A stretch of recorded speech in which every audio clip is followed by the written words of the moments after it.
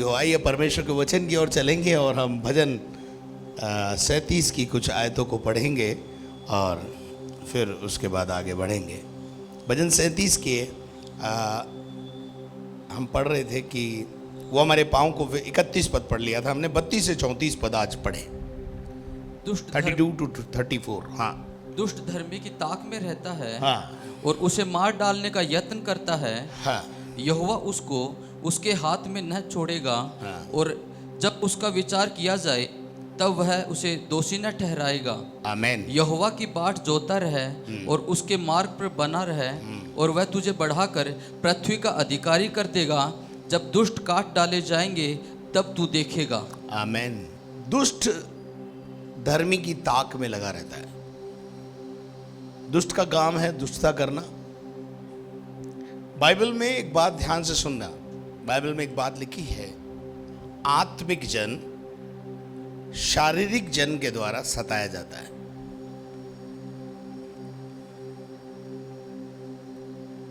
क्यों परमेश्वर ने इसहाक पैदा होने के बाद अब्राहम से कहा इस्माइल को अलग कर?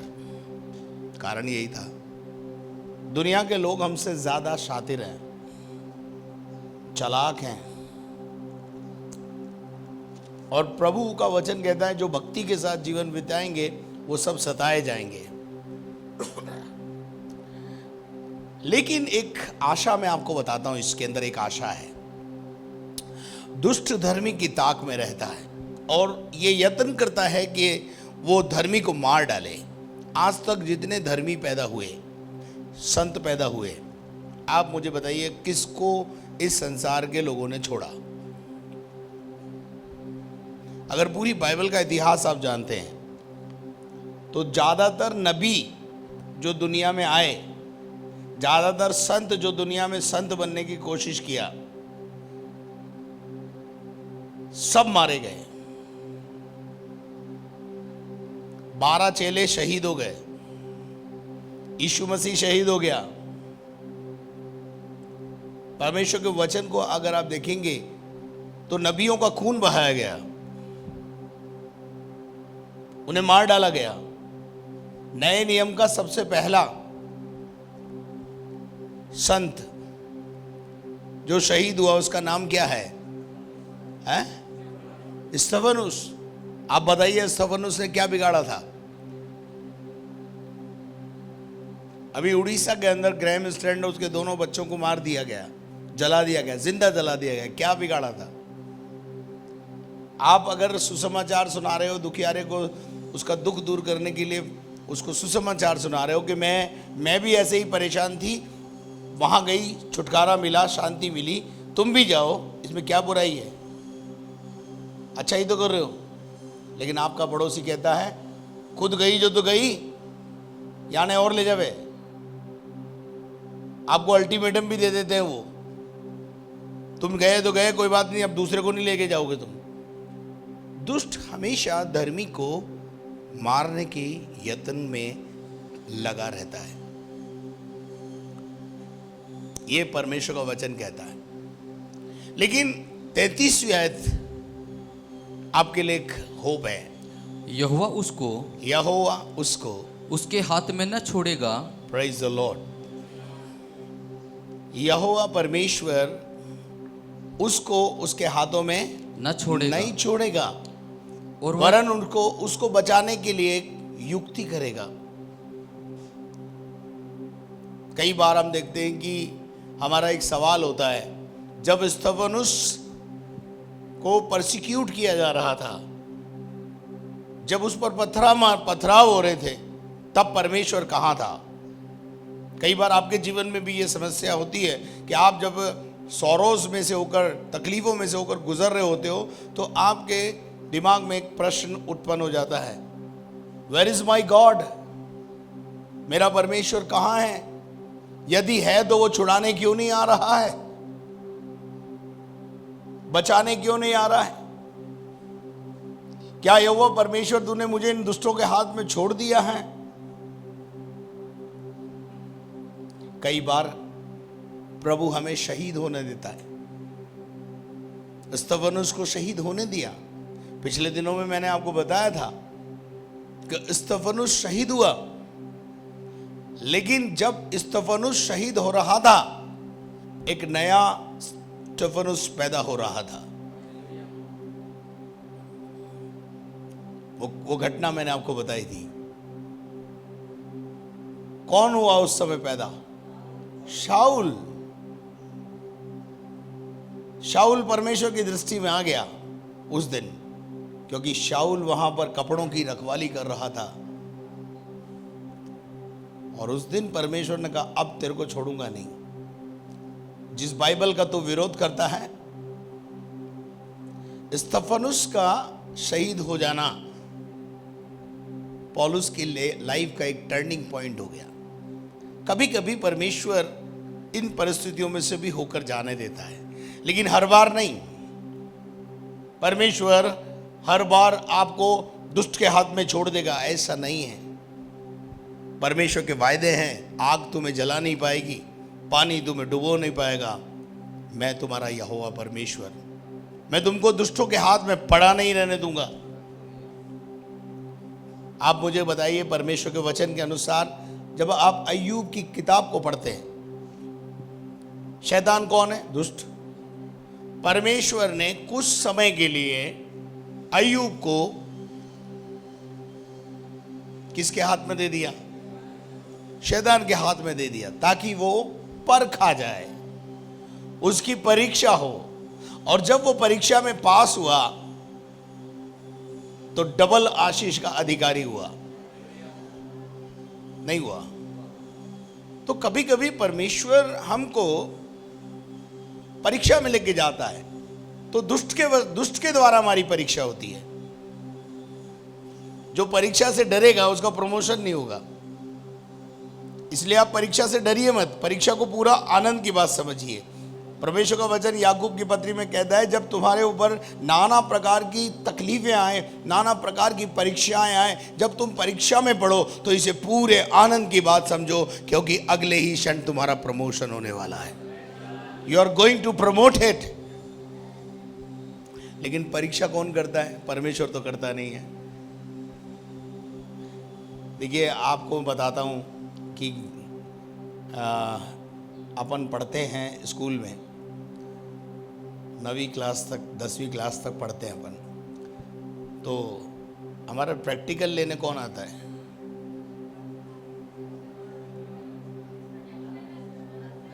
बाहर से आते हैं। क्यों आते हैं? सरकार ने ये पॉलिसी क्यों बनाई? क्यों नहीं वो लोकल टीचर? सही आलंकन करने के लिए बाहर वाला व्यक्ति के द्वारा परीक्षा होती है, तो आलंकन सही आएगा। नहीं तो चाचा भतीजावाद चलेगा, है ना।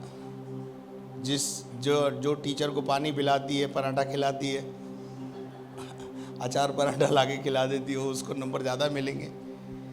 पार्शलिटी ना हो, इसलिए सरकार की ये पॉलिसी है। ये सरकार की पॉलिसी नहीं है, हमारे खुदा की भी पॉलिसी है। हमारी परीक्षा के लिए हमारे दुश्मन के हाथ में दे देता है, लेकिन दुश्मन को वो बाल विवाह का नहीं करने देता।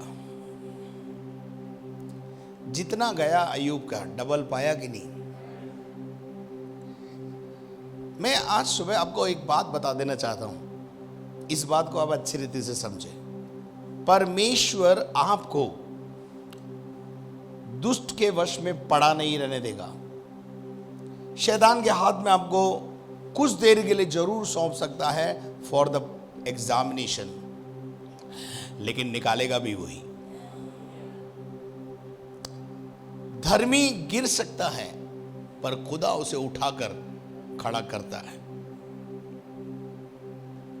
इसलिए कभी कोई जब गिरता है तो मुझे दुख जरूर होता है, लेकिन मैं उस पर हंसता नहीं हूं, क्योंकि मुझे मालूम है अगले ही क्षण प्रभु उसको उठा के खड़ा कर देगा। हालेलुया। परमेश्वर का वचन कहता है कि यहोवा उसको उसके हाथ में ना छोड़ेगा। आप मुझे एक एग्जाम्पल देख के मैं आपको समझाने की कोशिश करता हूँ। आपका बच्चा बाहर जाके लड़ाई झगड़ा करके आया, 10, 12, 11 साल का बच्चा है, 10 साल का। सारे पड़ोसी इकट्ठे होकर आ गए आपके दरवाजे पे, बोला उसको बाहर निकालो, हम उसको मारेंगे। पिताजी क्या करेंगे? अच्छा जी, लड़के को लाओ जी, हैंड ओवर कर दो। बताओ, खुद सजा दे लेंगे लेकिन दूसरे को सजा, वो बोलेंगे मेरे को बोला ना आपने, मैं बैठा हूं ना अभी, मैं निपटता हूं इससे। हो सकता है दो झापट खुद भी मार दे, लेकिन मारने वालों के हाथ में, जब आप शारीरिक पिता होकर, शारीरिक माता पिता होकर इतनी बुद्धि रखते हो, तो वो स्वर्गीय पिता इससे ज्यादा प्यार करने वाला है। वो आपको कैसे हैंड ओवर कर देगा ऐसी परिस्थिति में? निकालिए जकरिया नबी की किताब 3 अध्याय और उसका पहला पद से लेकर 4-5 पद तक पढ़ी। फिर उसने यहोशू महायाजक को यहोवा के दूत के सामने खड़ा हुआ हाँ, मुझे दिखाया। हाँ, और शैतान उसकी दाहिनी ओर हाँ। उसका विरोध करने को खड़ा था। कौन? शैतान। और कौन खड़ा था? जकरिया यहोशू महायाजक। ये यहोशू महायाजक परमेश्वर और दूत, शैतान उसका विरोध करने के लिए खड़ा हुआ था। क्या हो गया है कि वो विरोध कर रहा है? पढ़िए। तब यहोवा ने हाँ। शैतान से कहा, हाँ। हे शैतान, यहोवा तुझको घुड़के, आगे, यहोवा जो यरूशलेम को अपना लेता है, आगे, वही तुझे घुड़के, हाँ। क्या ये आग से निकली हुई लुकटी सी नहीं है? उस समय यहोशू तो दूत के सामने मैला वस्त्र पहने हुए खड़ा था। एक मिनट, ये यहोशू मैला वस्त्र पहने हुए खड़ा था। एजरा नबी की किताब उसका 3 अध्याय उसका पहला और दूसरा पद पढ़े।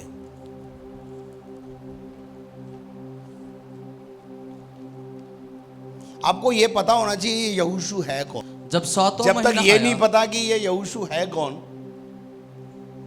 तब तक कुछ बात समझ में आएगी नहीं। पढ़ी।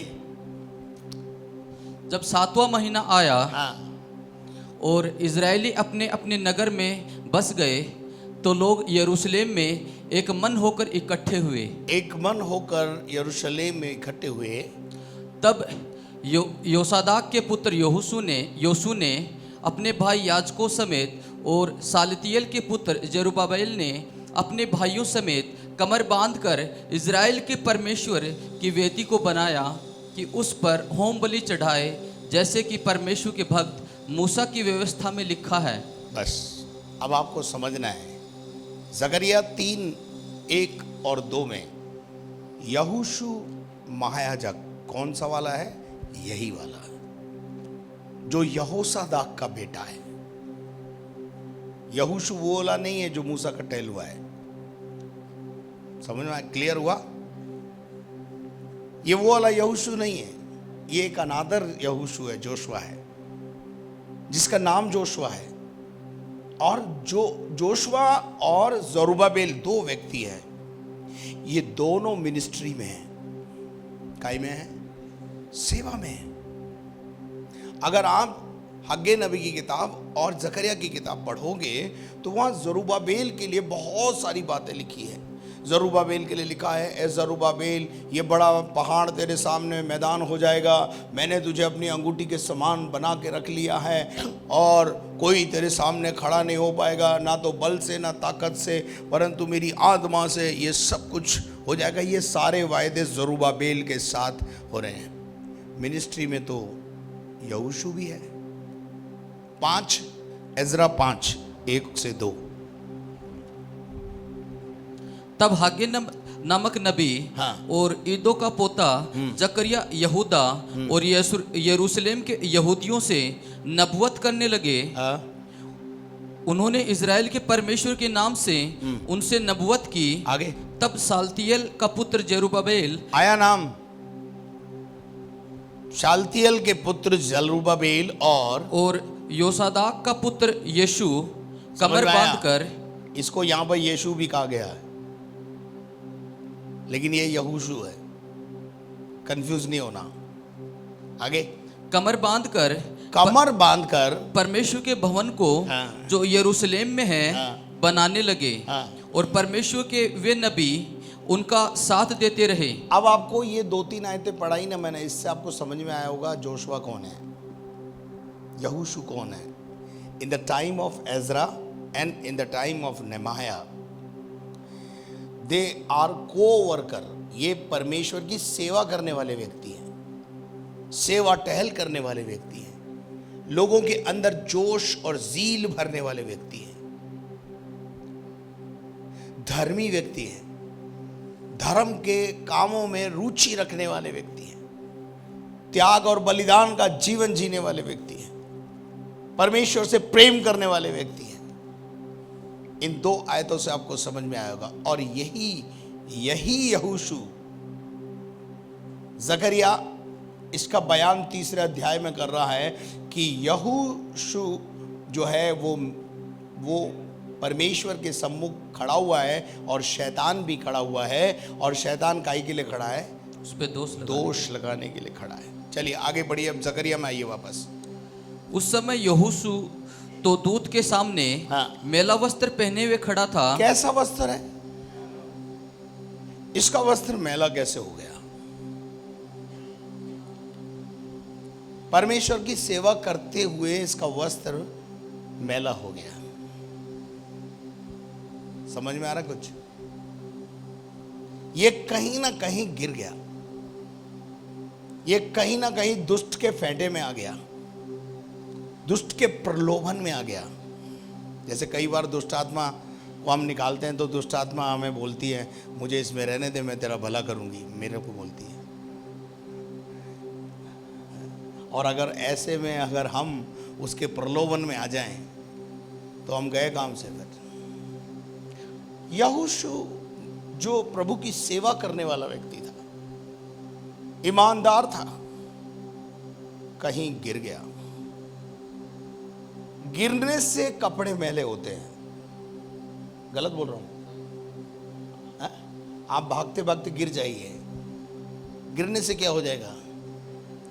कपड़े मैले हो जाएंगे, चोट लग सकती है, घायल हो सकते हो, कई घटनाएं घट सकती है। लेकिन कपड़े गंदे होना तो तय गिरने पे। एम आई राइट? नहीं, सड़क पे एक दफे गिर के देखो आप, फिर खड़े होकर के फिर अपने कपड़े देखो। गिरे तो चलो प्रभु ने बचाया, चोट नहीं लगी, लेकिन कपड़ा दो। यहोशू अपने आध्यात्मिक जीवन में सेवकाई करते हुए कहीं उसके जीवन में ऐसा डाउनफॉल आया, ऐसी जगह, ऐसा समय आया उसकी लाइफ में कि उसका वो जो धार्मिकता का लिबास उसने पहना हुआ था वो मैला हो गया। लेकिन है कौन? धर्मी। धर्मी गिर सकता है, ठोकर खा सकता है। यीशु मसीह ने साफ कहा ठोकरों का लगना अवश्य है, लग सकती है, गिर सकते हैं। आत्मिक व्यक्ति भी गिर सकता है। लेकिन हमारा जो परमेश्वर है, वचन में लिखा हुआ है मेरा धर्मी जन अगर 7 बार गिरेगा तो मैं उसे उठाकर फिर खड़ा करूंगा। ठीक है? उसके बाद यहोशू परमेश्वर के सम्मुख, शैतान भी खड़ा है, यहोशू महायाजक भी खड़ा है और परमेश्वर भी खड़ा है और बहुत सारे दूत भी खड़े होंगे।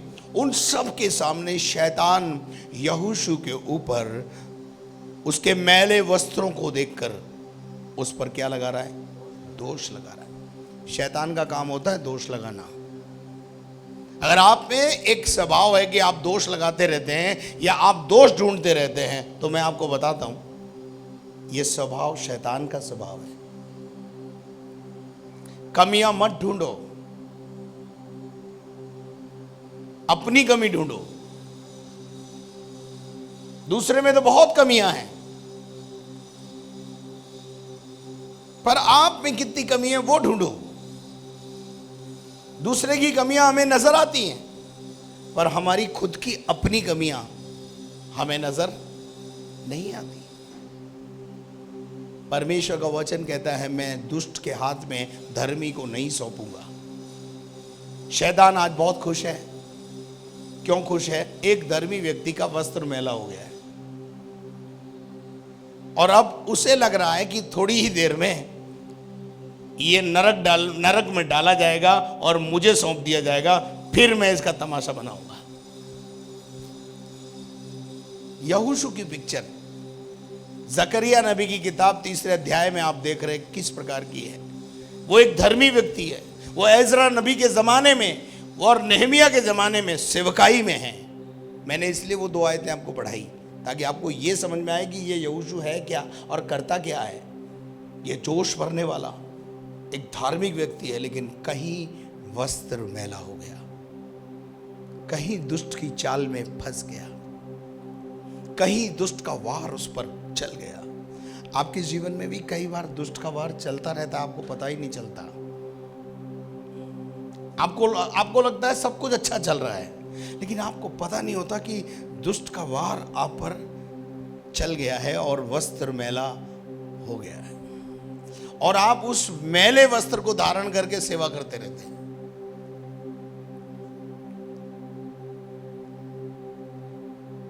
और परमेश्वर के सामने शैतान उस पर दोष लगाने के लिए खड़ा हुआ था। उस समय यहोशू तो दूत के सामने मैला वस्त्र पहने हुए खड़ा हुआ था, यानी अपने आरोपों के साथ, अपने दोष के साथ, अपनी कमियों के साथ, अपने गलतियों के साथ, अपने गंदे वस्त्रों के साथ खड़ा हुआ था। आपको समझ में आया? चले 2 व्यक्ति थे, एक का बेड़ा पार हो गया, एक फंस गया, एक दुष्ट की युक्ति में फंस गया। लेकिन जो आयत मैंने अभी आपको पढ़ाई है 32, कौन सी आयत है वो? 37 की। यहोवा उसको हाँ। उसके हाथ में न छोड़ेगा। यहोवा उसको उसके हाथ में नहीं। ये सब बात क्लियर करने के लिए मैंने इतनी यहोशू और एजरा और जकरिया और ये सब कहानी आपको बताई। खुदा हमको उसके हाथ में नहीं छोड़ेगा। अभी शैतान बहुत खुश है, यहोशू पर दोष लगा रहा है। देख इसके मैले वस्त्र, बड़ी मिनिस्ट्री करता था ना, ये बड़ा भक्त बनता था, आज इसके हालात देख ले, न्याय कर। शैतान को पता था कि थोड़ी देर में ये मेरे हाथ में दे दिया जाएगा।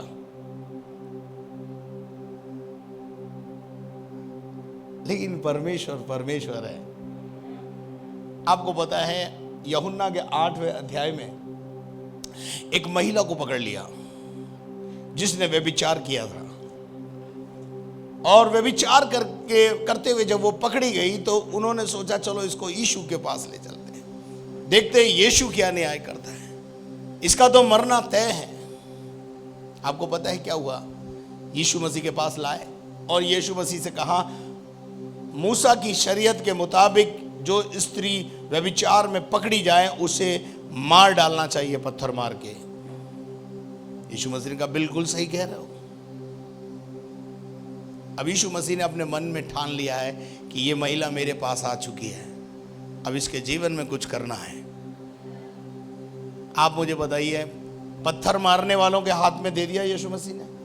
टेल मी, दुष्ट है ना वो लोग सब, उनके हाथ में दे दिया, आज ही ले जाओ जी, बिल्कुल ये तो इसी लायक है, इसको तो फोड़ो, मेरे से भी 2-4 पत्थर ले जाओ।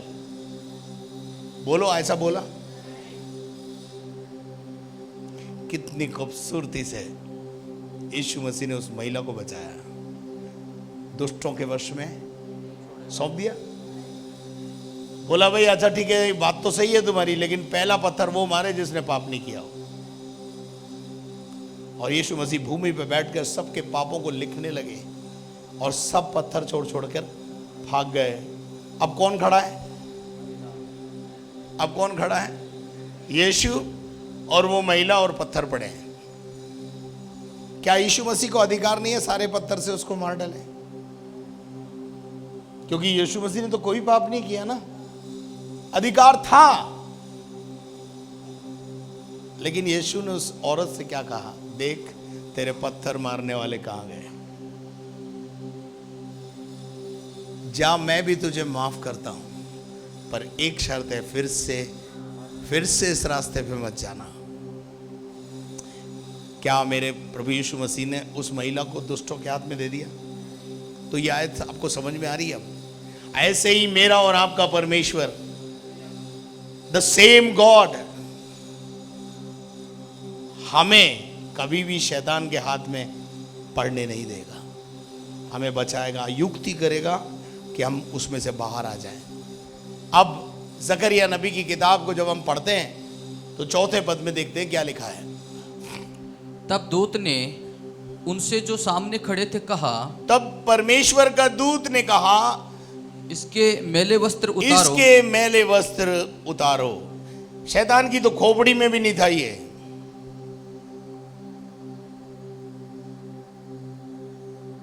शैतान के विचार में भी नहीं था ये कि परमेश्वर ऐसा करेगा। इसको यह विचार था, शैतान को यह विचार था कि शायद इसको परमेश्वर दोषी ठहरा के मेरे हाथ में देने वाला है। Are you with me? आप मेरे साथ हैं? और फिर मैं इसे नरक ले जाऊंगा और फिर मैं इसकी चटनी बनाऊंगा। इसने बहुत ये इज़रा के साथ और नेहमिया के साथ सेवकाई किया है, बहुत तंग किया है मुझे, अब फंसाई है। शैतान के दिमाग में ये था। शैतान के दिमाग में कुछ भी हो, आपके परमेश्वर के दिमाग में आपके लिए बचाव के बहुत सारे विचार हैं। वो आपको कभी दुष्ट के हाथ में पड़ने नहीं देगा। परमेश्वर ने एक नई युक्ति निकाली, अद्भुत युक्ति निकाली। बोला ये वस्त्र का प्रॉब्लम है ना, चलो मैं आज्ञा देता हूं, इस मैले वस्त्र को क्या करो, उतार दो। और फिर उसने उससे कहा, देख, मैंने तेरा अधर्म दूर किया है। मैंने तेरा अधर्म दूर किया है। मैंने तेरा पाप दूर किया मैंने है। तेरी गलती दूर किया है। मैंने तेरे अपराधों को दूर कर दिया है। हालेलुया। वो हमें नया वस्त्र पहनाएगा, नया। हालेलुया। परमेश्वर ने उसको उतार कर नया वस्त्र पहना दिया। पढ़ो, नीचे लिखा हुआ है, और मैं तेरा अधर्म दूर करके तुझे और सुंदर वस्त्र पहना देता हूं। हालेलुया। हालेलुया। सौंप दिया प्रभु ने। क्या आप मेरे साथ हैं? वो कभी नहीं सौंपेगा। परमेश्वर ने उससे कहा, तुझे इसके अपराध से प्रॉब्लम है ना, अपराध मैं धोऊंगा, मैं साफ करूंगा। ये मेरा बेटा है, ये मेरी बेटी है, गलती इसने की है ना, मैं उसको। आपके बच्चे कितनी भी बड़ी गलती करके आ जाएं, आप खुद सजा दे लोगे, लेकिन कानून से भी बचाने का प्रयास करोगे आप। एम आई राइट रॉन्ग? जब आप बुरे होकर इतना अच्छा करते हो तो हमारा स्वर्गीय पिता हमारे लिए कितना क्यों ना सोचेगा, अच्छी बातें क्यों नहीं सोचेगा। वो हमें क्यों दुष्ट के वश में पड़ देगा, क्यों हमारे को दुष्टता के हाथ में दे देगा। क्या आप मेरे साथ हैं? कभी नहीं सौंपेगा वो हमें दुष्ट के हाथ में पड़ने नहीं देगा। हालेलुया। यहोवा मेरा चरवाहा है और मुझे किसी भली वस्तु की घटी कभी नहीं होगी। हालेलुया। वो मुझे हरी हरी चराइयों में चराता है और मुझे सुखदायी जल के झरने के पास ले जाता है। वो अपने नाम के निमित्त मेरी क्या करता है, रक्षा करता है। कई बार हम गलती करते हैं, क्या छोटी मोटी गलतियां सबसे होती है? क्या परमेश्वर उसकी इतनी बड़ी सजा देगा? क्या हमें नरक में पहुंचा देगा? नहीं, वो हमारे अपराध को धोएगा, वो हमारे पाप को धोएगा, हमें क्षमा करेगा और हमें फिर से खड़ा करेगा। नया वस्त्र पहना दो। शैतान का मुंह, शैतान के मुंह ठंडे हो गए। शैतान क्या सोच के खड़ा था? आज एक धर्मी मेरे हाथ में आने वाला है, धर्मी को वो कभी छोड़ेगा नहीं, धर्मी को वो कभी दुष्ट की युक्ति में पड़ा नहीं रहने देगा, उसमें से बाहर लाएगा। हालेलुया। क्या आप मेरे साथ हैं? क्या आपको मेरी बात समझ में आ रही है? मैं उसे सुंदर वस्त्र पहना देता हूं और उसने उसे सुंदर वस्त्र पहना दिया। 5वां भी पढ़ दो। तब मैंने कहा इसके सिर पर एक सुंदर पगड़ी रखी जाए। क्या रखी जाए? सुंदर पगड़ी। फिर से अभिषेक। पगड़ी रखने का मतलब क्या है? वो उड़ाऊ पुत्र की कहानी जो आप पढ़ते हो, सेम कहानी है।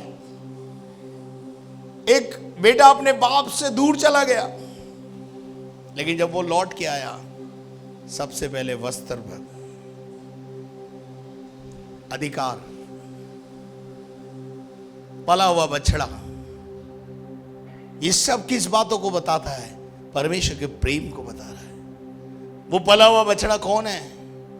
वो मेमना कौन है जो मेरे और आपके गुनाहों के लिए वध किया गया? वो यीशु मसीह है। फिर से उसको सब कुछ देना। बेटा क्या बोल रहा है पश्चाताप में?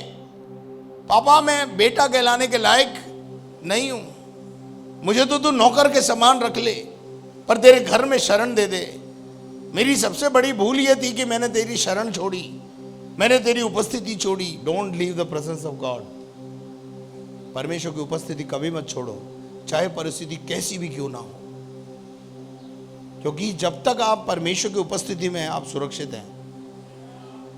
एक आदमी यरूशलेम से यरीहो जा रहा था, रास्ते में डाकुओं ने उसको क्या हाल कर दिया। Don't leave the presence of God. कोई भी सिचुएशन आपको परमेश्वर के प्रेम से और उसकी उपस्थिति से अलग न करने पाए। शैतान छोटी छोटी बातों में हमको उलझाकर परमेश्वर के प्रेम से और उसकी उपस्थिति से अलग करता है, क्योंकि उसे मालूम है जब तक झुंड में हैं, जब तक संगति में हैं, जब तक प्रभु की उपस्थिति में मैं इनका बाल भी बाका नहीं कर सकता। इसलिए वो पहले झुंड से बाहर ले जाता है, संगति से बाहर ले जाता है, प्रभु की उपस्थिति से बाहर ले जाता है। उड़ाऊ पुत्र की हालात ऐसे क्यों हुए? क्योंकि वो पिता का घर छोड़ के गया। लेकिन पिता का प्यार क्या है? फिर से पगड़ी सर पे पहना दी। पगड़ी पहनाने का मतलब समझते हैं आप? सारे अधिकार वापस। जो अधिकार मेरे पास होते हैं ना, वो भी पगड़ी बांधने पे पगड़ी बेटे को मिलते हैं, पगड़ी बेटे को बांधी जाती है। आगे बढ़ो।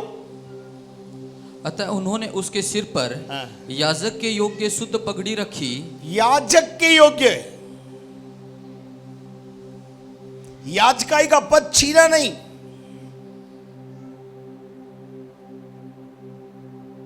इंसान होता तो क्या बोलता मालूम है? अब तुम सेवकाई बंद कर दो। सही है, साल 2 साल के लिए सेवकाई बंद कर दो। लेकिन प्रभु ने ऐसा नहीं किया। उसके सिर पर याजक के योग्य शुद्ध पगड़ी रखी और उसको वस्त्र पहनाए। उसको क्या पहना दिए?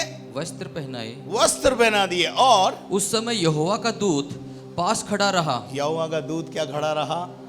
पास खड़ा रहा। और छठी बात, तब यहोवा के दूत ने यहोशू को चिताकर कहा। यहोशू को चेतावनी भी दी। खुदा ऐसे ही नहीं छोड़ता, चिताता भी है। चिताकर कहा, क्या कहा? सेनाओं का यहोवा तुझसे यूं कहता है, यदि तू मेरे मार्गों पर चले। यदि, इसका मतलब क्या है मालूम है? यहोशू कहीं ना कहीं, समझ गए? नहीं समझे? परमेश्वर के मार्ग से कहीं ना कहीं आड़ा तिरछा हुआ ही है। कई बार हमारे जीवन में हम चलते चलते खुदा के मार्गों से इधर उधर हो जाए। आगे बढ़ो। और जो कुछ मैंने तुझे सौंप दिया है, मैंने तुझे कुछ सौंपा है, उसकी रक्षा करे। उसकी तुझे क्या करनी है? रक्षा करनी है। जो वस्त्र मैंने तुझे पहना है, जो अधिकार मैंने तुझे दिया है, मेरी पगड़ी जो मैंने तुझे वापस दी है, इसकी रक्षा कर। तो तू मेरे भवन का न्यायी। तू मेरे भवन का न्यायी। तो तू मेरे भवन का क्या बन जाएगा? न्यायी बन जाएगा। और मेरे आंगनों का रक्षक होगा। तू मेरे आंगन में रक्षक का काम करेगा। और मैं तुझको इनके बीच में आने जाने दूंगा। आमेन। जो पास खड़े हैं, जो पास खड़े हैं, स्वर्गदूत खड़े थे साथ। परमेश्वर कह रहा है, मैं तुम्हें इनके बीच में आने जाने दूंगा। What a wonderful God we have. वो हमें कभी दुष्ट के हाथ में छोड़ेगा नहीं, दुष्ट की युक्तियों को हम पर सफल नहीं होने देगा। एक बहुत अच्छा जुमला है, मुद्दई अगर लाख बुरा चाहे तो क्या होता है, वही होता है जो खुदा को मंजूर होता है। तो हमारे जीवन में सबसे पहली बात, हम अपने वस्त्रों की रक्षा करें। उस सुंदर पगड़ी को जो प्रभु ने हमें पहनाई है, उस अभिषेक को जो प्रभु ने हमको दिया है, वो अधिकार जो प्रभु ने हमको दिए हैं, उनकी रक्षा करें। लेकिन कुल मिला के आज मैं आपको एक बात कहना चाहता हूं, अगर ये आयत भजन 37 की 32 37 यहोवा उसको उसके हाथ में न छोड़ेगा। दुष्ट युक्ति करता है कि धर्मी को मारे, और मारा भी है, लेकिन परमेश्वर कहता है मैं उसको उसके हाथ में न छोड़ेगा। यहोशू को हाथ में नहीं छोड़ा ना, वो यूहन्ना 8 वाली औरत को पत्थरवाह करने वालों के हाथ में दे दिया नहीं। फिर क्या हुआ? और जब उसका विचार किया जाए हाँ, तब वह उसको दोषी न ठहराएगा। परमेश्वर उसको क्या नहीं ठहराएगा? यहोशू को परमेश्वर ने दोषी ठहराया। पर मैं ऐसा विचार करता हूं, मैं ऐसा सोचता हूं, जब यहोशू परमेश्वर के दूत के सामने खड़ा है, न्याय के सिंहासन पर खड़ा है, तो कैसे खड़ा होगा? ऐसे?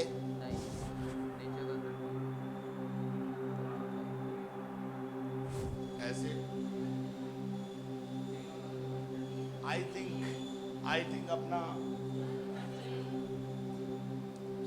क्या प्रकट कर रहा है, वो अपना मुंह दिखाने के लायक अपने आप को नहीं समझ रहा है। वो अब सर झुका लेने का मतलब ही है गलती मान ली है, अपना अपराध मान लिया है, कबूल कर लिया, हाँ मैं गलत हूं। इतना ही काफी है मेरे प्रभु को। जो अपने अपराध मान लेता है और छोड़ देता है, उस पर प्रभु की दया आ जाती है। यहोशू कैसे खड़ा होगा? प्रभु मैं अपना मुंह दिखाने लायक नहीं। और हम गलती करके क्या करते हैं? हाँ जी, हम भले कितने भी गलत हो, हमको पुलपिट चाहिए। हम भले कितने भी गलत हो, हमको मंच चाहिए। हम कभी नहीं बोलते कि मैं इस लायक नहीं हूं। जिस दिन मैं इस योग्यता में आऊंगा कि मैं परमेश्वर की सारी आज्ञाओं का पालन करूं, उस दिन मैं प्रभु के मंच पर चढ़ूंगा, इस पवित्र वेदी पे चढ़ूंगा। क्या आज तक कोई आया? मेरे पास तो आज तक कोई नहीं आया ऐसा। सबको मंच चाहिए, सबको पुलपिट चाहिए। जीवन भले कैसा भी हो, 2 घंटे पहले पत्नी को ठोका हो तब भी पुलपिट चाहिए। बाहर जाके क्या बोलते हैं मालूम है? पास्टर राजेंद्र डेविड कभी पुलपिट शेयर नहीं करते, किसी को मौका नहीं देते। ये 52 के 52 संडे खुद ही प्रचार करते हैं। हाँ करूंगा, नहीं दूंगा। मेरे पिता ने मुझे एक बात समझाई, ये पवित्र वेदी है,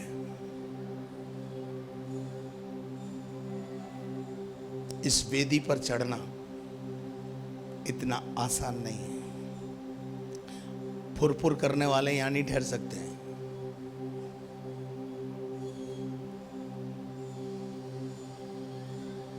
बहुत अच्छा प्रचार करना अलग बात है, परंतु उसके मुताबिक जीवन जीना वो अलग बात है।